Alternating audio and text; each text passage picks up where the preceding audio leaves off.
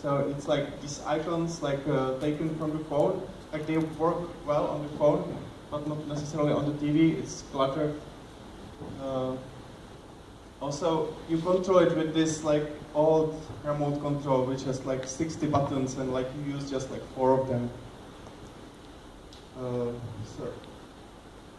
And if you want to develop an app for this, it's really hard because the ecosystem is really fragmented. Every manufacturer has a different operating system, different APIs, and it's really hard. So like indie developers ignore these platforms because it's really hard. It's just for like big media companies, stuff like that.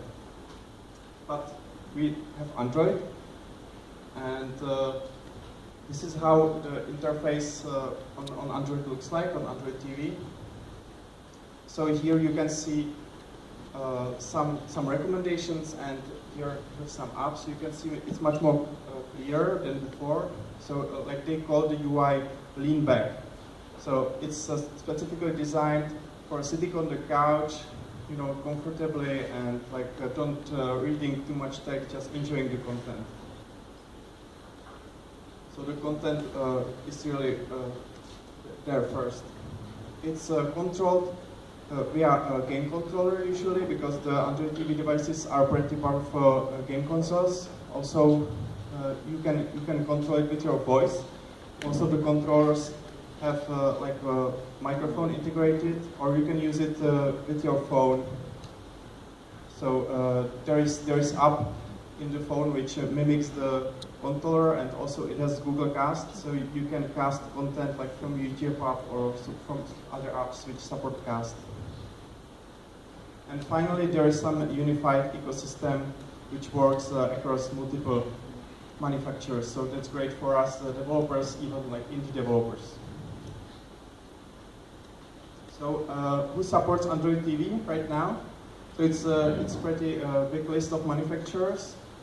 Basically, most of the 2015 models from Philips, Sony, and Sharp will support Android TV. So that's quite a big market. So people who will be buying TVs this year will most likely have Android TV built in. Also, you can buy a standalone device and connect to your like old smart TV from Asus made Nexus player. Also, Razer made great like more gaming console Android TV, and I think the best Android TV on the market right now is NVIDIA Shield. And I have it here, and I will show you a demo on NVIDIA Shield. So here are some hardware specs. The NVIDIA Shield is really like premium game console. It can really it has like big GPU, stuff like that. You can even what I like that I can stream games from my computer to NVIDIA Shield. So they are running like on Steam on my Windows machine, and I can play them with controller like from my couch. So.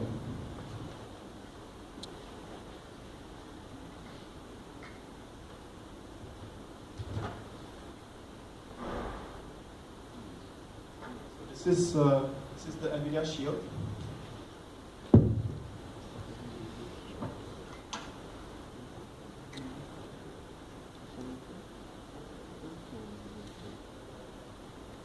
Special surprise, I have this lamp also.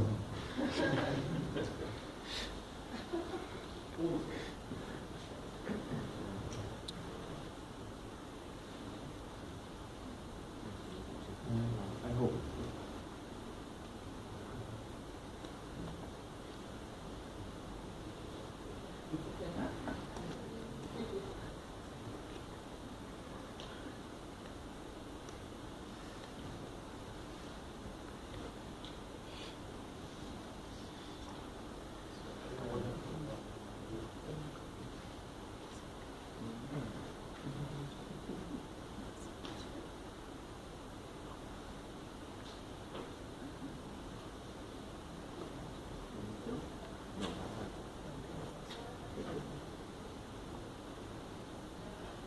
Sorry, always when I'm doing a demo, there's some technical difficulties.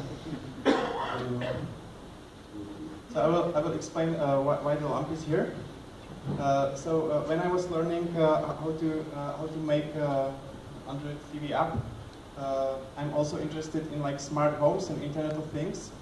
So I have this. This is not a regular bulb; it's smart light called Lifix, and I made this app called MoodSync, which captures the screen of the TV, extracts one color from the TV, and shows that color on the bulb. So that's what I will try to demonstrate. I hope the Wi-Fi and everything works.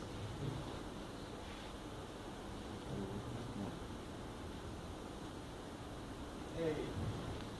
So this is the TV interface. So here you can search for stuff. There is voice. I can talk to this controller.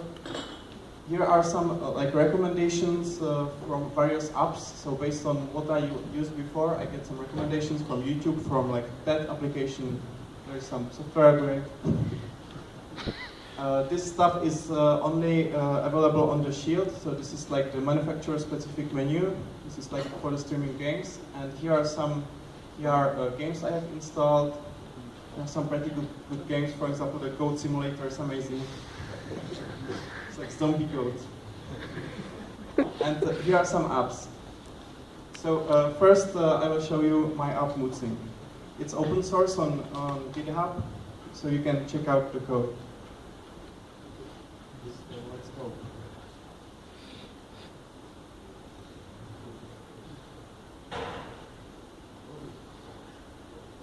Hey. So it's mimicking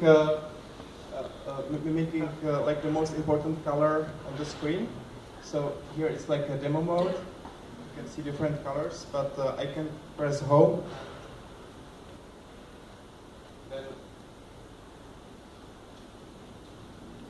now it should be red because the red is the prominent color. Yeah, I have some interesting video recommendations.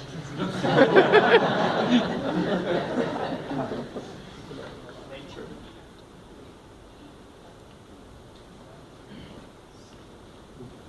This film is pretty nice.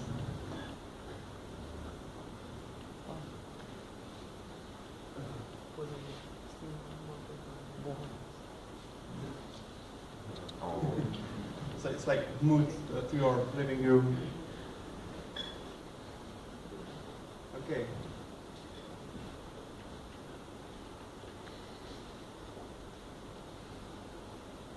So that's my app, and I also want to show you this app. This is like a demo app because in the code in Android Studio you can use it's called Leanback Library, and it does so much things for you. So if you have some media app where the user browses some media, most of the stuff is already done for you. So this is what the Leanback Library provides you. So recommended UI pattern is that you have some categories here, and here is like detail of the category. User can choose, but we are offline.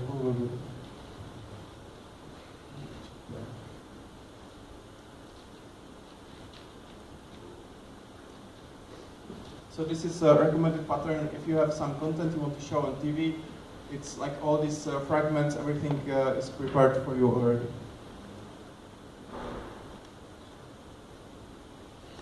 Okay, let's switch back to the slides.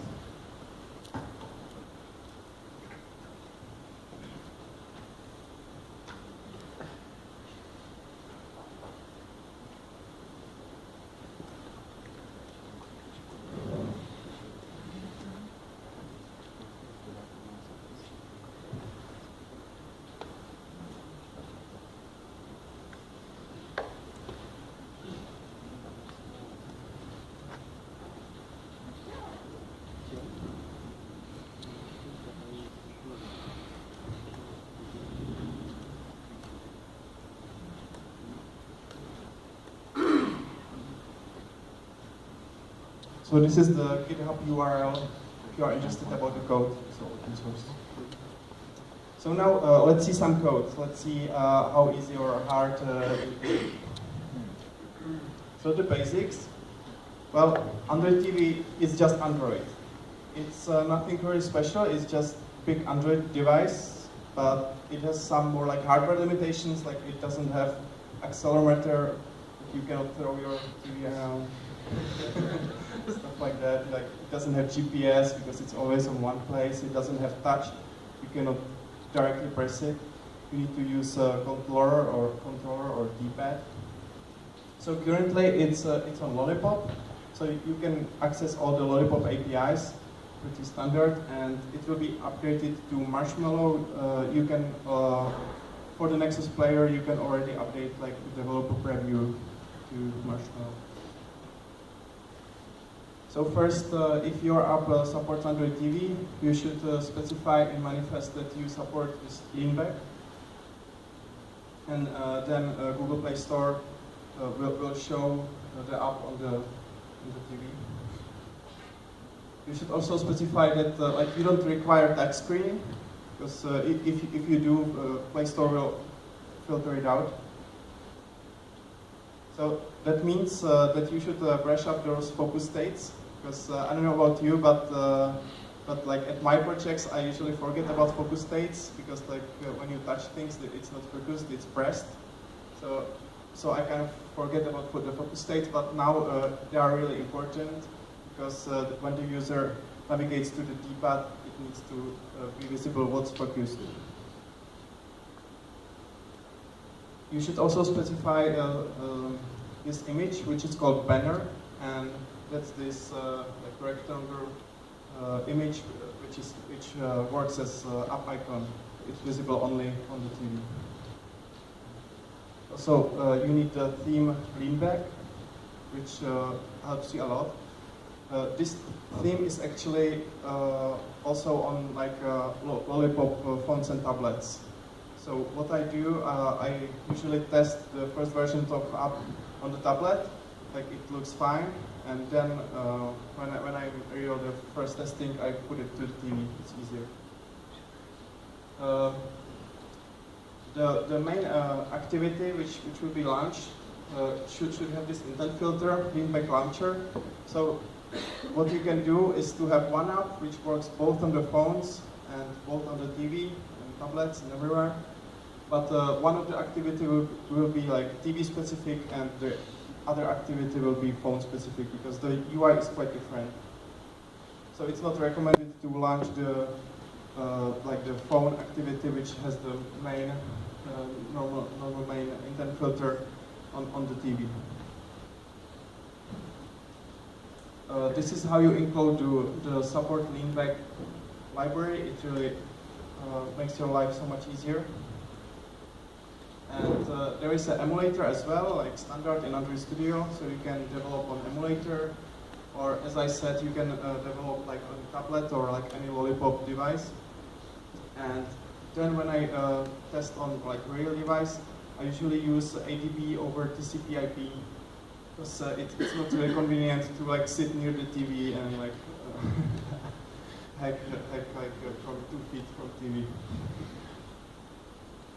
Okay, so that is the basics, and now how to plug into some APIs available on the TV. So for the recommendations, they are really visible. That's like the first thing that the user sees on the TV. It looks like this, and it's done like this. So recognize this API. It's nothing new in the Android world. It's like notification compat. So this is basically notifications on the TV. But the purpose is not too much to notify user, but more like recommend some content. So there is a special category, recommendation, and it also needs to be local only, otherwise it will sync to watches and stuff like that. You don't want that. It should be ongoing as well. Here you can set up the color, like this red color.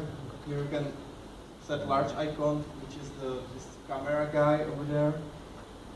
Small icon is the app icon. So it's pretty straightforward. It's recommendations. And they recommend that you should create a service which will do this periodically and recommend stuff to the user. So like every hour or so, or like after he enjoyed some content. But you should not overuse it. You should also remove from notifications the ones that, like, if user hasn't clicked it for a week, he probably doesn't like it, so you should remove it. And Google is ranking those apps somehow, like it's not in the documentation. So probably if the user is clicking like notifications from your app, you will get like more featured there.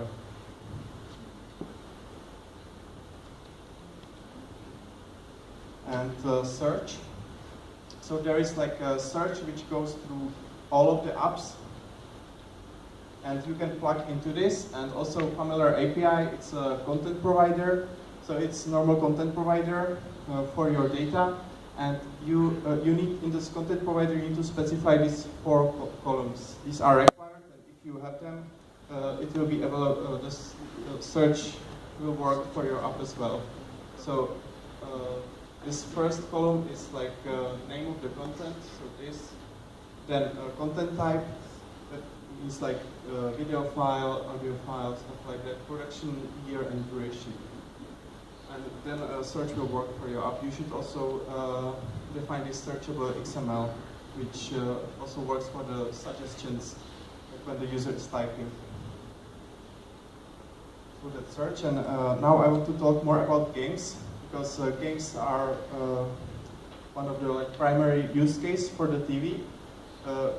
TV is really a great gaming device, and like the devices like the NVIDIA Shield are pretty powerful for really like high-end games. And what is different from like tablet games and TV games is that TV is landscape. You don't rotate the TV, and also it's usually shared experience. Yeah, so you are sitting on your couch with your friends, and like everyone just grabs controller. It's really easy to join in. There is no setup with Bluetooth. It's really like a shared experience. This game is called Skyforce, and what they did is they ported this game from the phone, but they modified it for landscape, because on the phone it's just portrait, and they added the option for 2 people playing with the rackets, so they've done it very nice. So you control the game with a controller, which can look like this, and like this is the normal control, which is like the minimal controller. So there is just buttons, back, home, and that's it. And okay, that's like all you needed. But you can say that like your game requires this controller, and it will not work with this device. But it's up to you. So, if you have a game, you should declare it in the manifest, like this. then it will just appear in the games category on the home screen. Yeah. You should also take care about a feature called overscan, which is like TV specific thing.